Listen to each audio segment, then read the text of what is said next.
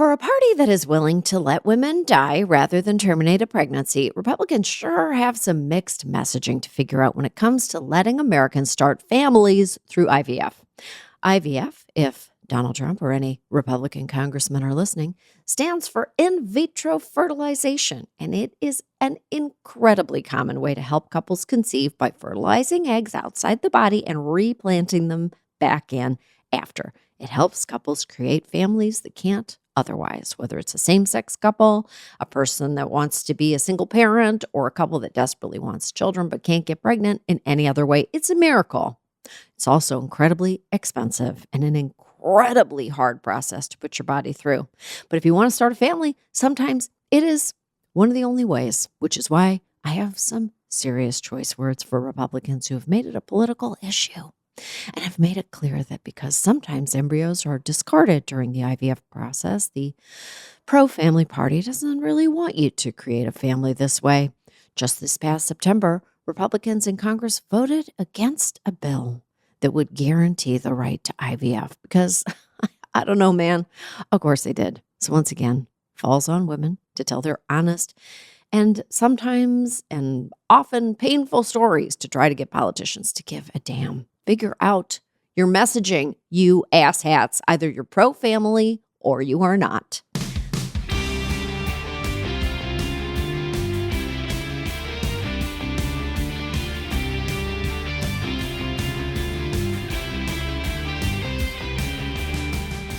This is Choice Words. I'm Samantha Bee. My guest today is comedian Heather McMahan.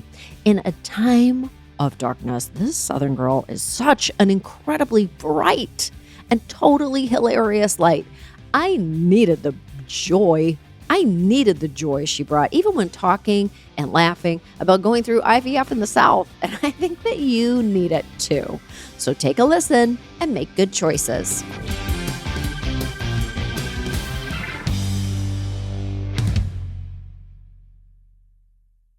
Okay, we've never met before. We haven't. No. Never met before. And I need to say, like, right out of the gate that it's like kind of like a doom and gloom, which the world is not what everyone was hoping, and et cetera, et cetera. So I have been so excited that I get to talk to you because you're like a beacon of light in a very dark world. I mean, listen, I'm trying to keep the giggles going. It's also wild being like a woman from the South living in the South right now too, because I am just holding on for dear life. I bet you are. Yeah. Oh boy, we will have fun today. I promise. We will. We will take the world and we'll shove it into a cupboard.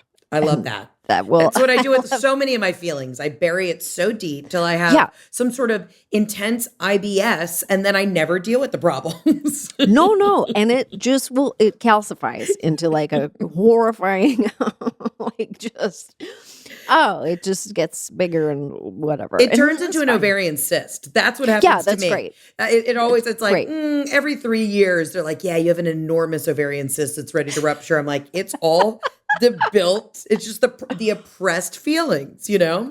Can I tell you something that's so funny? Because I went to my doctor 2 years ago or a year ago, and she was like, wow, you have the biggest uterine polyp I think I've ever seen. Like, she was like, it's like the size of an alien face hugger from the Alien franchise. Like, just like, I feel like when she took it out, she had to like throw it into the forest and it tried to run back in to the room. Like, it had a life. You know what I mean? Hopefully. And I was like, yeah. I was like, that polyp has been growing since Donald Trump became president the first time. 100%. Now, could you feel it? Were you in pain? Nope, not at all. Okay, so then you got the good one, because I had the good one. I had an ovarian cyst rupture on an airplane on an international flight. Yes, I was flying from New York to London, and I hadn't been feeling well the whole day. And I knew I had a cyst, but as a woman, we just live with shit and we live in pain and we deal with it. Totally. And then we took off, and it was like an hour and a half into the flight, and it hit me. I like kind of woke up and I was like, oh my God, I think my appendix is rupturing. Turns out the cyst was so big, it had created an ovarian torsion. So my ovary flipped upside down. They say it's comparable to like the largest kidney stone, childbirth. Like I thought I was dying. So they had to call for a medical professional on the flight. And of course, Oh my I'm God. mortified. I'm apologizing to everyone. And I went up to Right. the flight attendant and I was just like, hi, I'm so sorry. I don't mean to burden you, but I think I'm having a medical emergency. I think it's, excuse me, ma'am, Ma'am. I'm possibly dying. Yeah.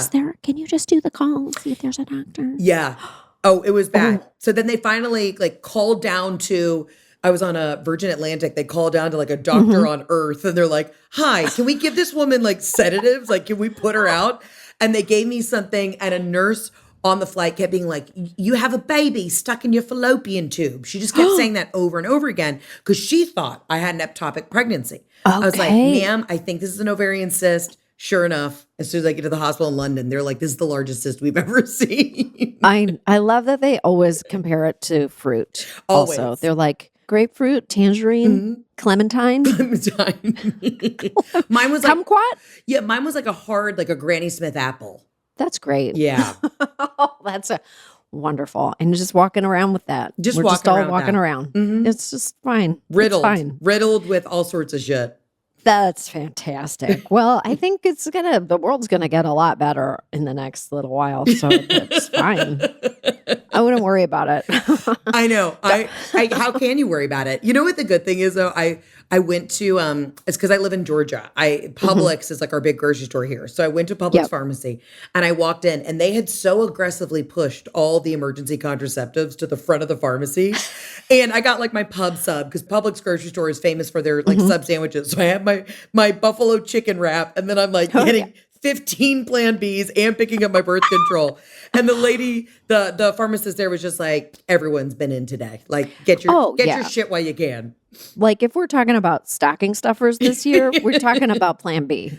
Put a little bow on that shit and it goes right in the stocking for the people you love. 100%. I'm going to Mississippi this weekend because I know. Well, I went to the University of Mississippi. Very proud that that's my alma mater. But I already emailed like the head of the my old sorority and I was like, who needs goods? I'm bringing them. Oh my God. It's like how we used to, like, originally from Canada and we would always like, there's like a big travel corridor between Canada and Cuba, like the party parts of Cuba, you know? And when people would go to Cuba, they were like, we always bring one suitcase for our stuff and one suitcase full of necessities for the women of Cuba, including those legs pantyhose that came in the little plastic egg because everybody loves them. Who doesn't love? I miss an old pantyhose. I miss them. Oh, the best. Them. I miss a legs. We would make at my Catholic school, we made little Christmas angels out of those legs eggs.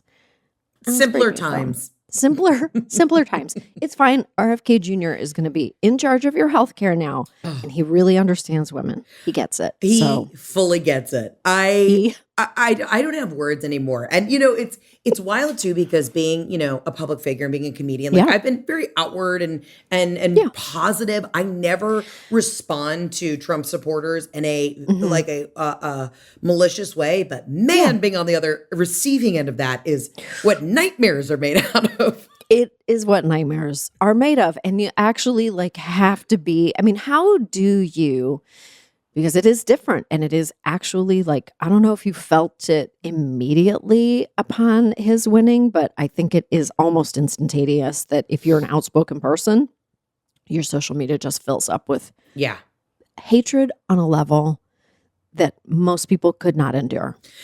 Yeah, it is really wild. And I, by no means, I'm like, oh, I'm a victim. I can't handle it because I'm in comedy. I mean, I deal with this shit all the time. But I posted a very specific clip from my last special about the day that I got married. I found out right before I walked down the aisle, there was the announcement about Roe versus Wade. And I just posted it because I'm like, this could not be a better day to post it. And I am just sitting back and watching the arguments in the comments. And I'm just like, I will let that world destroy itself. I'm not even going to touch it. I am sitting here with my organic Pinot Noir and a menthol cigarette, and I don't give a fuck anymore.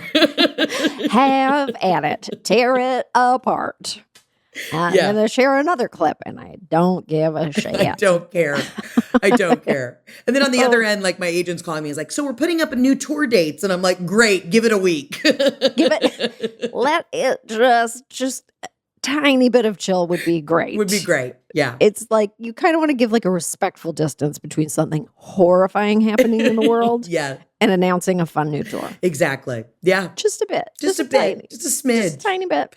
Yeah. Are you coming to New York? Because I am going to buy tickets to come and see Girl, you. I will give you tickets. I am coming to play the Beacon Theater sometime in May.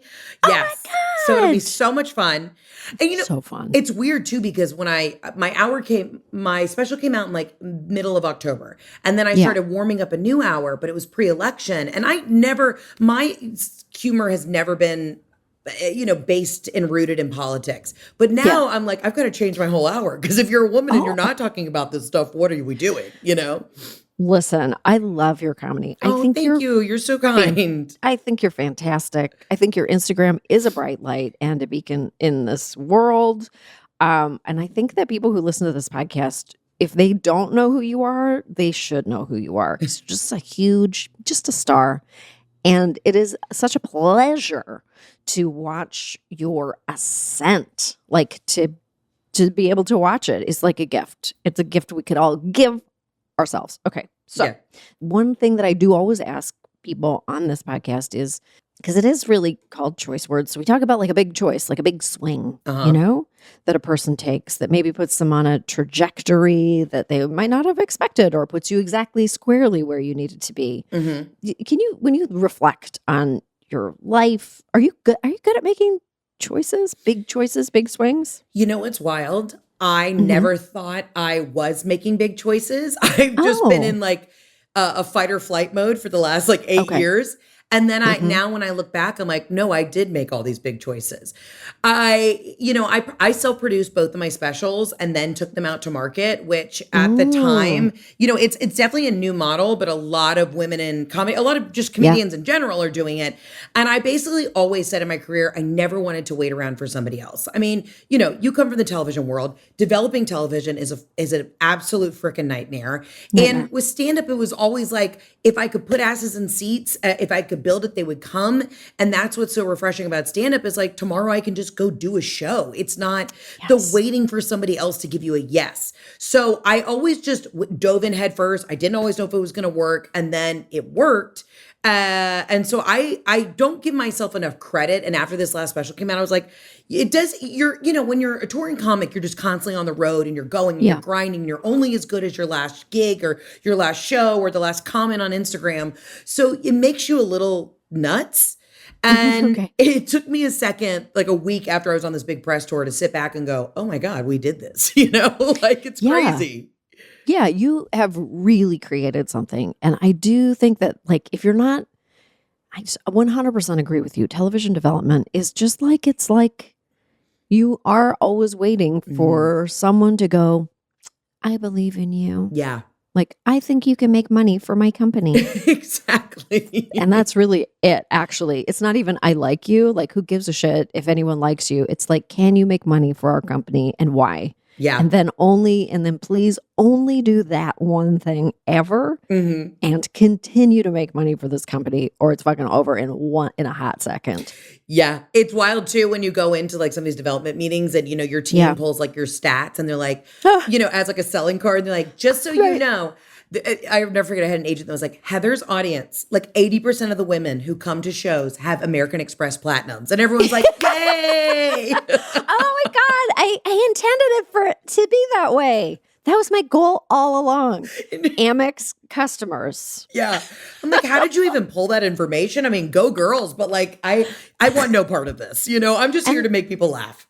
And ultimately, also, like in kind of conventional television terms, you really are always at the mercy of companies that you don't have any relationship to, right? And never want to. They're like, P.F. Chang's is really unhappy with the suggested joke in your script. Can we remove it? Because it's such a gift. It's such an incredible accomplishment to be so clear about what you want it to look like, to create that world for yourself. And it requires people to want to come and see you. Right. And they do. And you just keep moving forward. And then that leads to like other opportunities along the way. But you have this core. Yes, I had this core. And, coming up in comedy as well, I didn't have like a real traditional trajectory. I was Mhm. in LA, I was doing improv. I'd been in New York before that doing improv and sketch. And I had always come from a stand up background. Mhm. And then, so I had the stand up roots, but I was kind of going more towards, I wanted to do sketch comedy. I wanted to do SNL. I wear wigs. I like to do characters. And, Yeah. I want to play a character who's got like a crunchy fried blonde wig on and she smokes menthols and drives a Mazda Yeah. Miata. Like that's the core of who I am and my humor. And then I got back to stand up because I'd had this like life altering moment. My dad had died and I was back in Mhm. Atlanta and I was feeling woe is me. And I was like, I have to get up and do stand up just to work through, like process what I'm going through. And then Yeah. it just kind of took off. It was wild. I didn't realize that this huge shift in my life, this devastating moment would guide me back to where I was actually supposed to be, which was, on a stage telling jokes. It's actually amazing, like, when you do tap into, like, people are looking for an authentic experience Hmm. of almost anything, and so when they feel because you're just so open about your jokes are hilarious, but they're built on a foundation of truth, and your personality shines very authentically in your performance, so, like, people can sniff out something inauthentic in, like, a Yeah. hot second, and they don't want it. But if they can like come to your show or you just talk about grief and fertility treatments Yeah. and your marriage and all this stuff in such like a grounded way. It's like helpful to people and it's catharsis for people. Is there anything that you would want to make jokes about that you can think of that you don't think your audience would go there with you at this point? The shows are pretty wild, and I've kind of really become comfortable like letting it rip Yeah. and talking about everything. I was surprised when I started touring with the IVF material Hmm. how many women responded to me. They're like, they were all going through it. I mean, I would take a poll of my Right. shows, and it was something like 30% of the people in the audience were like, I'm doing this now. And again, Yeah. you don't know until you're actually going through it. And I also didn't realize that so many other people hadn't really talked about it specifically. And I mean, there really for me, there's nothing off topic. Hmm. But I'm always shocked and a little surprised when I do start talking about certain things. And I'm like, wow, we really are all in this together. Truly. So we're talking in your first, this is from your first special, Yeah. The Son I Never Had. You talk about IVF, the crazy effects of having to go on testosterone, Made me the nuts. Yeah. all of the medications, doing the medications wrong, Yeah. mixing together $20,000 worth of fertility medications in a big, trying to batch cook it. Yeah. I mean, I thought I was doing meal prep. And that's the wild thing too. When you go through IVF, no Mhm. one tells you what you're prepared for. I had multiple girlfriends that did it that were like, oh, buckle up. But nobody sat me down and said, you Yeah. need to go on YouTube and get a minor in chemistry. I mean, it was insane how unprepared I was for that I journey. want to say this is so deeply a woman's condition Yeah. is that no one really tells us anything very specific about any one thing. And it's incredible. It's fucking incredible to me. The lack of details at Yes. a bunco group, I'm like, women, we get together, you have your book clubs, you do bunco, you cards, whatever you're doing. Why are Yeah. we not sharing? All we do is sit around and bullshit. Why has no one told me specific details about what I'm about to sign up for? 100%. Why isn't there someone in the bunco group who's like, can I talk to you for 10 minutes? I'm not sure. I'm always like, it's not like if you tell us hard things, we're going to go, oh, then in that case, I'll skip it. Like, we're going to do it anyway. We're doing Exactly. it anyway. Could we go in with like just a touch, just like a touch of information? Because Yeah. it feels unfair. I've been doing I did a show about perimenopause, about menopause, and it's the same thing. I'm like, it's just a room full of people, and I'm just saying things that happened, and everyone's like, yes. And I'm like, why didn't anybody ever just talk about it out loud for one fucking second? No shit. I wouldn't have thought I was crazy Well, and for 2 years. I realized when I was doing the IVF and I was going to all these doctors' visits and I would sit in the Yeah. waiting room with 50 other women getting their blood drawn. And, I'm in Atlanta, so a lot of gals know me and we're all chit chatting. And I finally Yeah. just sat there one day. You see these husbands too that are coming in to drop off their little sperm samples or they're getting Mhm. their blood drawn and they all look like, oh God, I'm trying to be cool or like low key. And I literally yelled out one day, I was just like, no one cares that you're here. All right. Just drop off your semen and walk away. I finally was like, we are all here for the same thing. yes, Okay. no one is finding you hot and horny. There's nothing to be ashamed No. of. Just drop off your load and get out of here. We don't have We time for know this. what's in the bag, sir. It's not a secret. Yeah. We don't think you're here picking up $10,000. It was unbelievable. And I sit in this waiting room and I became friends with so many women who are like on the same cycle as me or, and I was just like, we're all sitting there at like this village together. And I'm like, we knew nothing coming into this. So I knew for that first special, I was like, I have to break down even for my own sanity to be like, how did I fuck this up? Mm-hmm. Oh my God. I think it is so funny that you talk about the suppositories, like all the vaginal suppositories and having one burst up. Just burst. Just burst. Just burst. And that is the rawest feeling you will ever feel. And and again, as women, we're trying to do the most. So I'm on tour doing IVF. I'm at the airport. And I, again, think some fans coming up to me and she's like, it looks like mayonnaise exploded on your crotch. And I'm like, that's the 2 vaginal suppositories that absolutely popped in my pussy. That's where I'm at. Absolutely popped. And now I'm rinsing out my underwear in an airport toilet. Mm-hmm. And, and women are coming in and they're repelled by it. And you're like, well, good luck. I hope you've had such a nice life that you never experienced this. You're very lucky. Wow. You must be the luckiest person in the world. Yeah, it was a journey. And I know I'll have to do it again. And that's also why I've been like emotionally a mess this week, as a lot of women are. It's like, I know I have to do another round, but after doing 3 rounds and only getting 1 embryo, grateful for the 1 embryo, but I'm like, I don't know if I can physically muster that again. Right. Yes. It's a lot. Yes. It's a lot. And to the indignities, the stress of it, it is a lot. When you're working a new hour, how often are you doing it?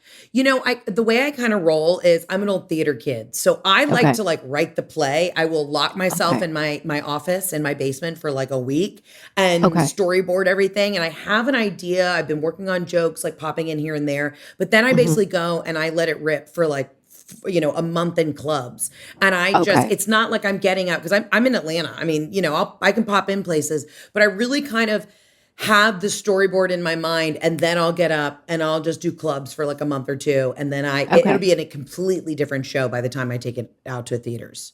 I'm not necessarily just popping in and doing 10 minutes here and 10 minutes here. That process for me, it doesn't really, I can go in and rework some old jokes or rework some other things, but I have to have already performed the whole hour in order for my brain to like be able to work it out into like 12, 10-minute segments. I know that doesn't make sense for a lot of comics, but that's just kind of like my writing process. And do you record yourself and then watch it after? Oh, you do. You record yourself. You listen to it after. You watch it after. Oh yeah, I watch all the game tape. You do. And I'm like a real physical performer. I'm across the stage. I'm not a stand like one-liner jokes. I'm telling stories. I'm very physical. So for me, I have to kind of be in my bones for the whole show. I mean, it's insane. People are like, how did you just write a new hour? I'm like, I just do. I don't know. A lot of it will get cut and I'll rework things, but that's just my old theater brain. That's how I roll. The stand-up world is pretty unfamiliar to me. It's not something that I do, but there's always like a lot of talking about it. There's always like a lot of talk and process. Are you a part of those conversations? Or are you like, this is my process. It's totally different from most I don't know. This is just how I mean, we all kind of, I'm friends with a bunch of comics and we all talk about it, but I'm kind of the Lone Ranger. I mean, I moved to Atlanta. My husband and I were living in New York City, and then the pandemic happened. We moved back to Atlanta. I've been on the road for the last like 4 or 5 years. So I kind of am in an interesting place where I dip into LA, I go do stuff, I'll do a show, I'll pop in, and then I get to leave. I'll dip into New York and then I get to leave. So I kind of, the best way for me to get material is to go up to my country club and go play bridge with a bunch of 75-year-old Republicans, Like, that's how I get my material, is like living a normal life. And then I get to pop back into those scenes, I think that's really helpful, like a theater kind of thinking of it, because it is a complete, like watching your special is a complete entertainment because you are so physical and it does feel like here's the beginning. It's a beginning, middle, end, and it's very storytelling. Yeah. That feel is, the theater. I would feel more comfortable at the Beacon than I will in a club, just because I Right. am like, this is prepared. And it's everything from the curated playlist when you walk in. I want you to Yeah. know that you have it's a very specific vibe. And for each tour, and that's what's fun. And now building this new tour, I'm like, okay, here we go.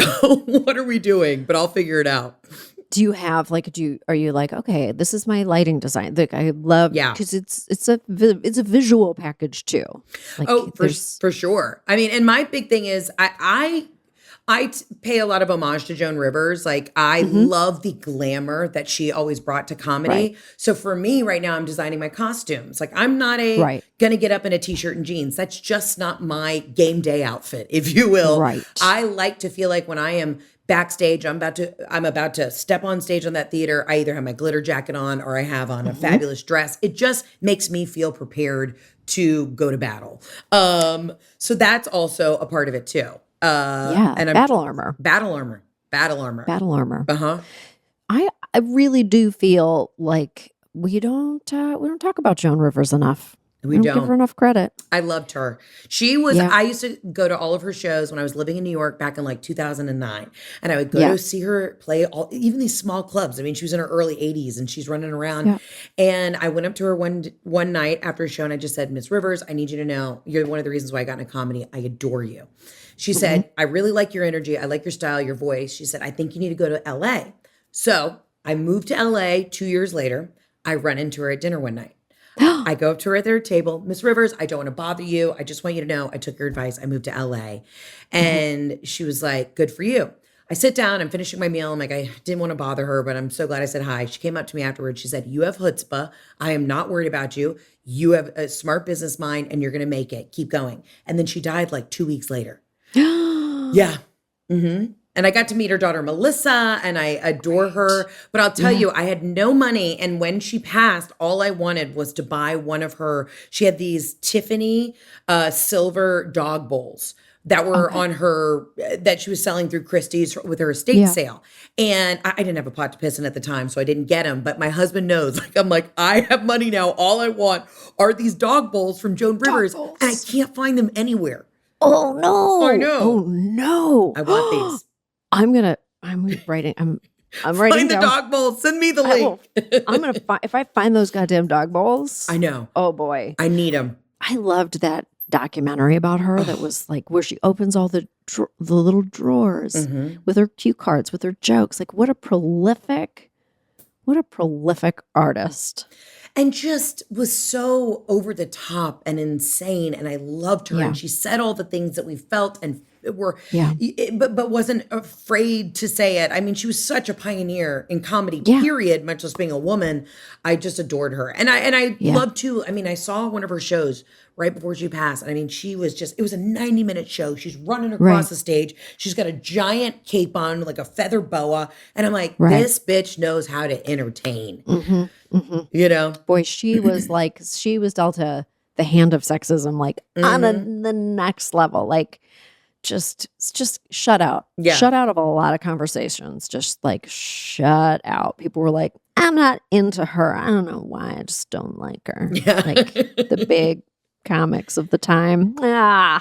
Anyway, I loved her too. Like when people are like, well, how did you know? Like, I'm sure you get asked this a lot. Like people are like, how did you know that you could be in comedy? And you're like, because Joan Rivers existed. Like, why would you have not thought you could do it? Period. I'm like, Joan did it. We can all do it. I always, I'll be in meetings and they're like, so tell us about your style of comedy. I'm like, basically, if Joan Rivers and Conan O'Brien had a baby, I think there you go. Like, Right. I like a little goofy like Conan and a lot of just sass and like you have no idea what's going on like Joan Rivers. And that's my style. So your new comedy special is called Breadwinner. It's on Hulu.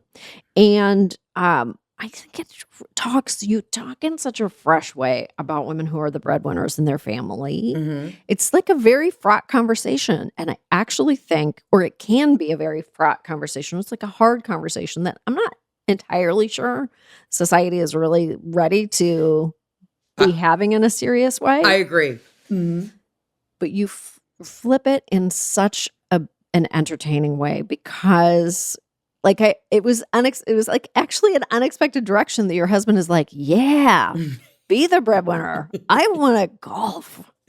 Oh, I can hear him upstairs in our guest bedroom that's above my office. He's listening Uh-huh. to some like Barstool Sports golf podcast right Sure. now, you know? Well, it was funny because, it's very interesting. It's been a little polarizing. I'm like, here I Mhm. am, it's like standing in my success, doing the damn thing, but Yeah. I'm also making jokes on myself how like I do think it's like a little bit destroyed our comfort as women. I'm like, why am I working this hard so Jeff can join a second country club? Now, granted, he took care of me for so long when I was like climbing, and just Mhm. like scratching the surface as a comic. So I love that he gets his like mini retirement right now. But there are days where I come home from the office, I've done 4 Right. podcasts, I've written new stuff, I'm doing press, all this, and I'm just like, oh, tough day on the course, Like, Right. Right. Oh, you must be oh, you exhausted. tired? Oh, you have to go to physical therapy for your golf game. I hate you. Yeah. It is also very like it's totally refreshing. It just doesn't happen very often that people talk about their happy marriage where Yeah. they like it's so clear that you are in love and you've I been do love together him. for it's very clear. It's nice. I do love him. And it was so interesting when I started doing press for this tour or for this special. Number one question everyone asked me, how does your Yeah. husband feel about you talking about making more money than him? How does your husband Right. feel about you talking about these things in your marriage? And my first response was, nobody asks men this. Nobody asks Never. Bill Burr what his wife thinks when he's Oh, no. ripping her, ripping jokes on her. Nobody asks any of these guys. Like, what Yeah. are we talking about here? So all of a sudden it's like, oh, wow, she's really saying the things that women feel and think. I'm like, yes, that's my job. I'm a woman, Oh, Yeah. that's different. Yeah. You are doing red carpet coverage too, I which you're am. so good at. I mean, in the Joan Rivers tradition. It is very full circle for me. When I was asked to do it, I immediately was like, yeah, sure, I'll get into it. And now I'm really getting more comfortable because for Yeah. me, I'm not a journalist. I'm a comic. So I really wanted to come in hard with the roast in honor of Joan. But I realized because I was the new kid in town, I have to ease my way into really digging at these celebs. I have to. Oh, I see. I see what you're saying. I'm warming Right. up. The Golden Globes, though, I think I'm just going to let it rip because now Okay. I know what I'm doing. But that is one of the hardest gigs I've ever done. You have a producer talking in your ear. You're standing on your platform. You have to try and grab these interviews. You have Yeah. every celebrity who's walking the red carpet, their publicist is talking to the E! News publicist. So people are chatting around you. You get 30 seconds, and then a publicist Yeah. might come up, grab your card, and be like, don't ask any of these questions. No journalism background. I'm studying my ass off. I did too many drugs in college, so the retention is not where it used to be. And it is a tough gig. You're live on television for like 3 hours. Right. And I think it's also dreadful when they're like, can you just go on? Just like vamp a bit. Just Yeah. keep talking. Yeah. There's like, you got to fill 4 minutes Mhm. because why did I think of the name Hervé Villachez? He's not alive anymore. I'm like, they're like, Hervé Villachez is coming. I'm like, he's been gone for like decades. They're like, okay, Jessica Chastain is Yeah. she's not going to talk to you. She's like going past. So you got to talk until the next commercial break. Just start talking about trains on dresses. And you're like, what? Yeah. Oh, what? It's one of the hardest gigs. It's interesting to talk about people's pregame rituals because I appreciate that you make such a full entertainment in a show and you have like your body, your armor, and like you're ready. So, but what is your pre-ritual? Like when you're filming a special, mine is like so boring. It's like 1 full pack of gum, which I swallow, and like 2 full Cokes, 2 full sugar Cokes. Wait, it's like so lame. Wait, hold on. Yeah. How do you chew and swallow gum and then drink 2 full Cokes? Are you not don't know. burping the whole time?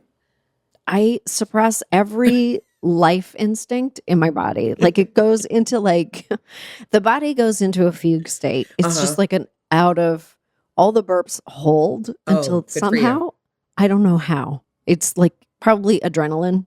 Cortisol. It's just Like- cortisol. Yeah, it's just the power of cortisol.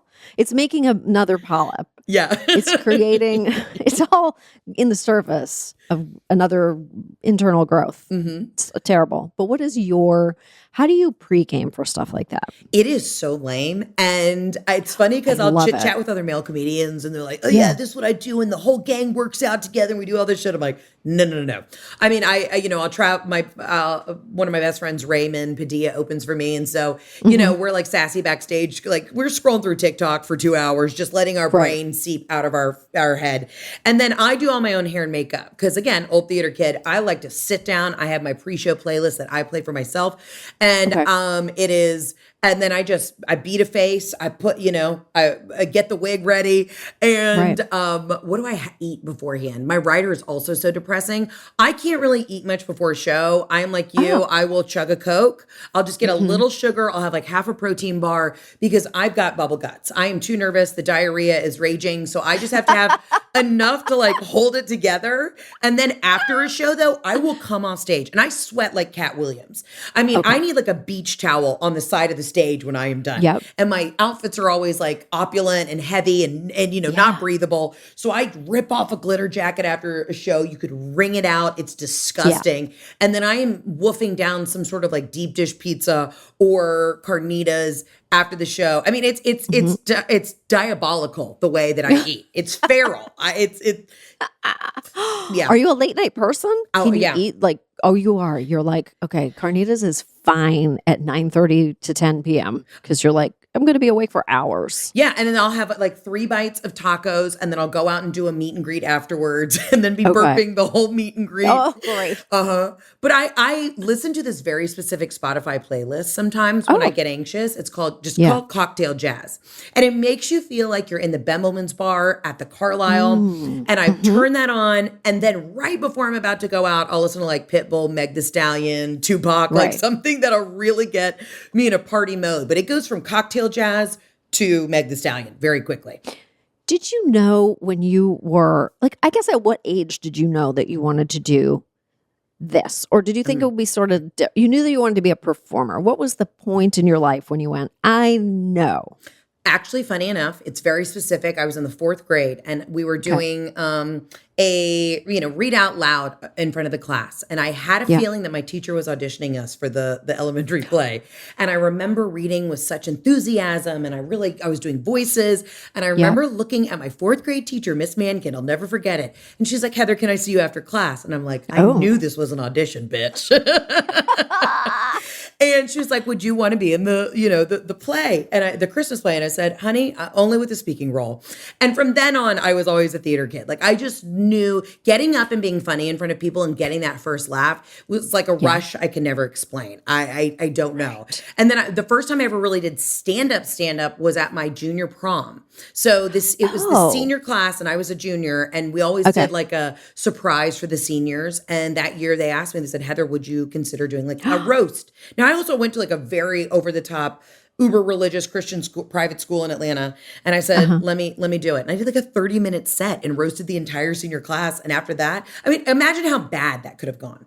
That is the most awkward time of your life. It could have gone horribly.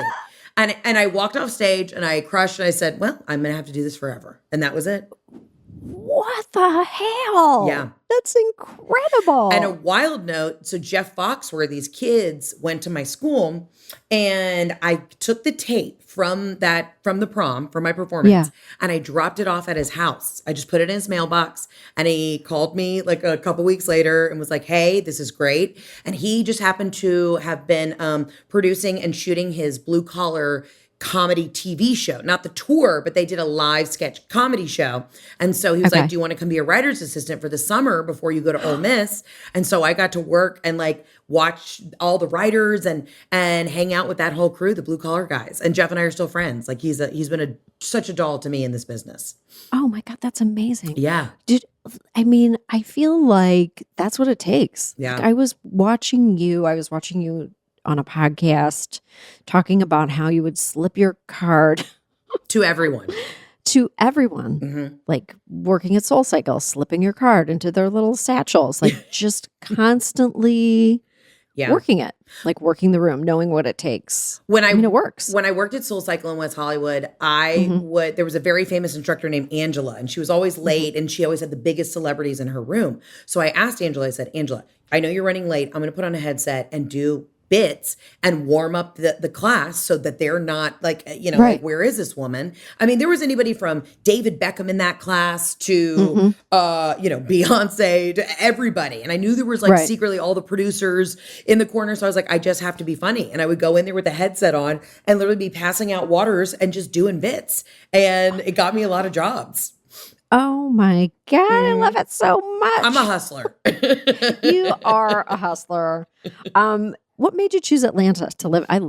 First of all, we made a TV show in Atlanta and we lived there for maybe 4 months and I loved living there. I had originally come back to Atlanta in 2016. My dad had died of cancer. I had to pick up my life, move home, and I was feeling woe is me. Like, this is it. Yeah. My comedy career is going to be on hold. And that's actually when things took off for me because I started putting my jokes on Instagram stories. And that was kind of the original launch for me. And it just took off. It was wild. And then I started putting all my characters on Instagram. So I was kind of that early adapter to the Instagram storytelling. That took off. And then I moved back to New York with my husband. We were there for a couple of years, pandemic hit. Yeah. And then we came back down to Atlanta and we're like, we love it down here.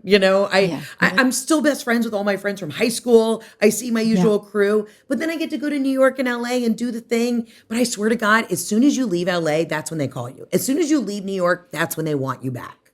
Of course. I mean, isn't that always the way? Like, at what point did you realize, because you're putting all your stuff on Instagram, you're doing characters, you're just like kind of doing what you want to do, like being totally self-directed. At what point did you realize, like really realize that you had like fans? And I know that's a weird question in a way, but like at what point did you go, wait a minute, it's like kind of real. Like there's a multiplication effect happening here in a real way. I think I was doing a show for the American Cancer Society. It was like a benefit. And I was like, let's just put it up at Dad's Garage, which is a big improv theater here in Atlanta. I was like, let's just see what happens. It sold out in like 10 seconds, like something crazy. Right. And then I got agents and they're like, all right, let's see how you can do on a tour. And we sold out the whole tour in like 10 minutes. And it was just wild. And then we just kept building it and building it. I mean, I think what's wild is the engagement on these social media platforms. Women want to chit chat. They feel like they're a part of a sense of community. And there's plenty of guys that follow along and come to shows and they have a great time. My material speaks to them as well. But it was like women, I think, finally felt like, hey, this is our girl. We're in the living room with you while you're saying all these things. And we feel the same way. So I really chalk it up to a lot of the gals who like really like just push the engagement. I'm so grateful to them. People, I bet you everyone comes up to you and they're like, Heather, we're best friends. Yeah. Well, it is interesting. And I'm sure you get this too, like in the podcasting space, it's a very parasocial relationship because people hear you all day. They know every bit about my family and comedy is so different. I will go out with some of my friends who are actors who have like won an Oscar. Nobody bugs them. But me, they're like, how is your diarrhea? Or is your eczema still flared up? Like I'm worried about you, girl. And I'm like, yes, my eczema is on fire today, but thank you for asking. It's a totally different relationship. Yeah. It's really personal. Like it's like you're not playing a character. You are yourself. You're like a heightened version of yourself. But it's real. The stories are true to your life. It's different. But I bet you have very, like, apart from obviously people's comments and stuff, which is like a whole other world. When people come up to you, I bet that you receive them with such kindness because usually it's always it's usually very well intentioned. People don't normally come up to you to tell you that they don't like you. They come up to you because they love you. No, and honestly, I'm like, who has the energy these days to really like fight with somebody? And I got to be honest with you, I'm really blessed. I mean, obviously, outside the election and being outspoken as like a Southern woman who is supporting Kamala, it's for the most part, it's like everybody's in this together. So women are always like, "Hey, girl, I love this. This makes me laugh." What I love is when dudes come up to me. It's so different because women will just like they get excited, and I'm like, "What is it? Why do we become feral animals? We're just like." you know? But when dudes come up, it's a quick dap. They're like, love the shit. Thanks for keeping my wife happy. Or like, saw you at the Radio City, best show ever, dap. And then they just disappear. And that's really fun to be like, you keep it cruising. You keep it moving, you know?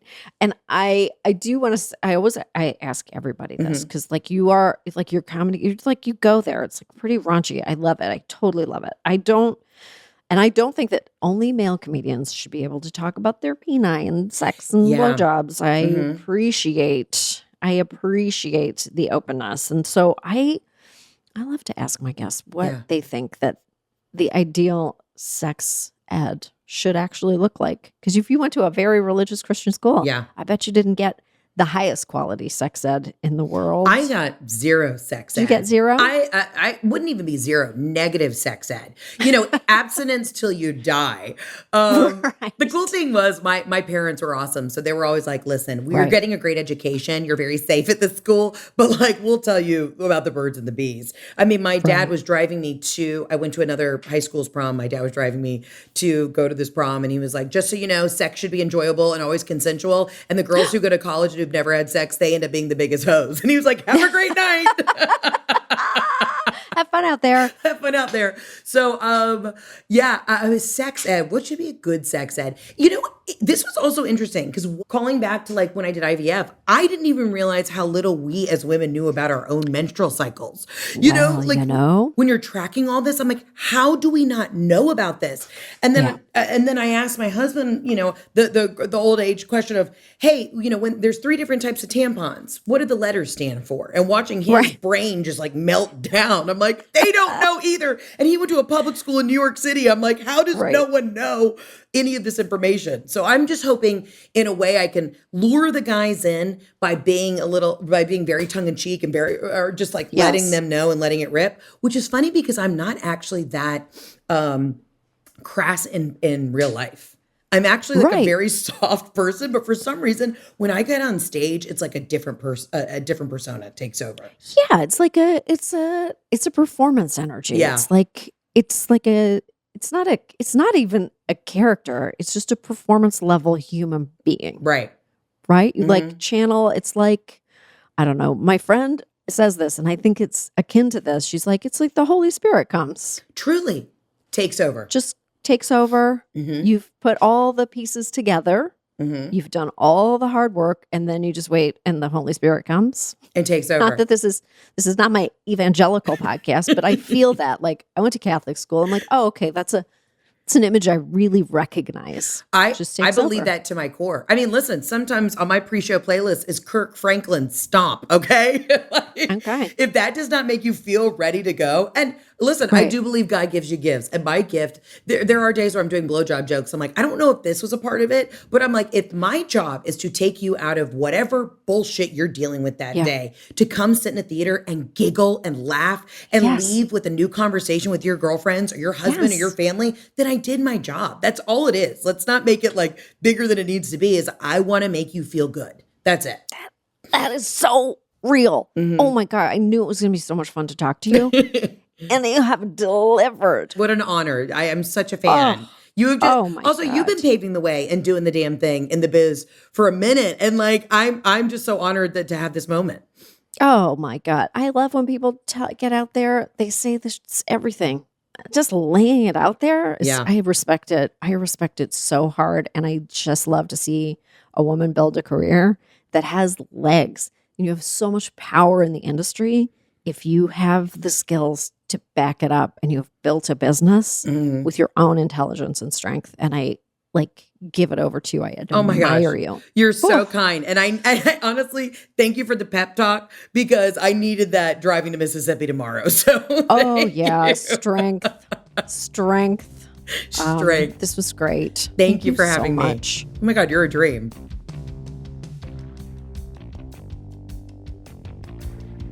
That was Heather McMahan, and I had no choice but to look up one thing. Heather mentioned desperately wanting to find one of the engraved silver Tiffany's dog bowls that belonged to Joan Rivers. Well, okay, I'm a pretty good internet sleuth. I thought I could find it for her. Joke's on me, the only one I could find sold at Christie's in 2016 for $14,000. Well, okay. Thanks for joining us. I'm Samantha Bee, and see you next week for some more choice words.